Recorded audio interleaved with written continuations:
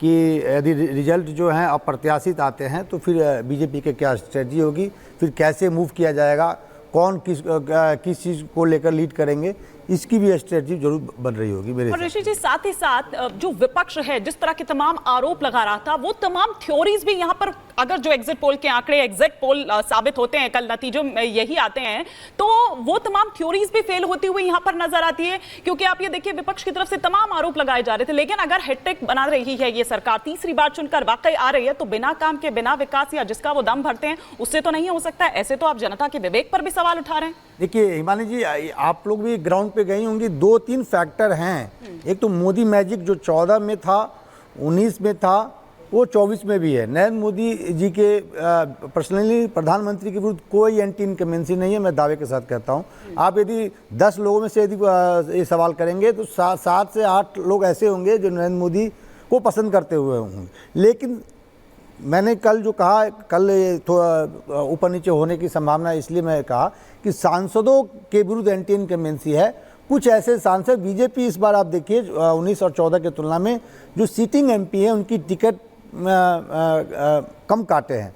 तो उन सीटों पे जहां एंटी इनकमेंसी है, मोदी की लोकप्रियता कितनी एक चीज बड़ी पाट पाती है। ऋषि जी, आगे बढ़े उससे पहले श्वेता, मुझे लग रहा है ऋषि जी ने या तो खेमा बदला है या फिर इन्होंने सच्चाई स्वीकार कर लिया। अब दोनों में से कौन सा है पहले ये बता दीजिए, फिर आगे सवाल स्वीकार कर लिए। ये ग्राउंड रियलिटी है। देखिए पत्रकार वही, एक ईमानदार पत्रकार का यही है कि जो ग्राउंड रियलिटी है।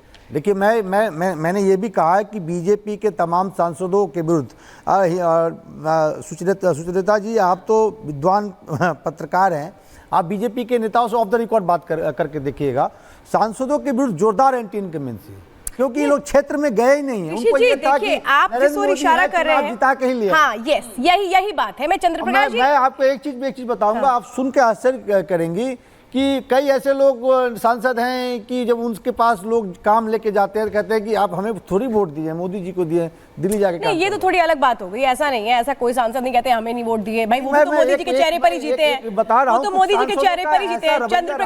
चंद्रप्रकाश जी, भाई रवैया कुछ भी रहा हो, लेकिन एक बात बिल्कुल क्लियर है, अगर किसी चेहरे पर विश्वास है तो वो ये है कि प्रधानमंत्री नरेंद्र मोदी हमारे सामने और जो देश का विकास करेंगे। ये विश्वास 10 सालों तक बना के रखना बड़ी बात है। एक बड़ी खबर का रुख करेंगे, इसके बाद आपके पास प्रधानमंत्री आवास पर नीतीश कुमार पहुंचे। प्रधानमंत्री मोदी नीतीश की मुलाकात जारी है, ये बड़ी जानकारी आपको बता रहे हैं। प्रधानमंत्री आवास पर नीतीश कुमार पहुंचे। एक जो बैठक है वो जेपी नड्डा के आवास पर चल रही है, लेकिन प्रधानमंत्री के आवास पर नीतीश कुमार पहुंचे। जिस दिन एग्जिट पोल आए थे उसी दिन शाम को नीतीश कुमार दिल्ली आ गए थे। और ये जो मुलाकात है ये बेहद अहम है, क्योंकि हमने ये देखा था चंद्रप्रकाश जी कि 2019 में हमने देखा था कि कैसे जो जब सुचारिता अलॉटमेंट हुआ था कैबिनेट का, तो फिर नीतीश कुमार नाराज हो गए थे, कहते कि जो कहा गया वो तो हुआ नहीं, 3 की बात की गई, 1 पहिए में दे दिया। इस बार शायद मुझे लगता है ऐसा कुछ ना हो, इसके लिए शायद ये मेल मुलाकात है। मानी बिल्कुल, लेकिन ये तस्वीरें हम लगातार दिखा रहे हैं, चर्चा भी जारी रहेगी, तमाम खास मेहमान हमारे साथ बने रहेंगे।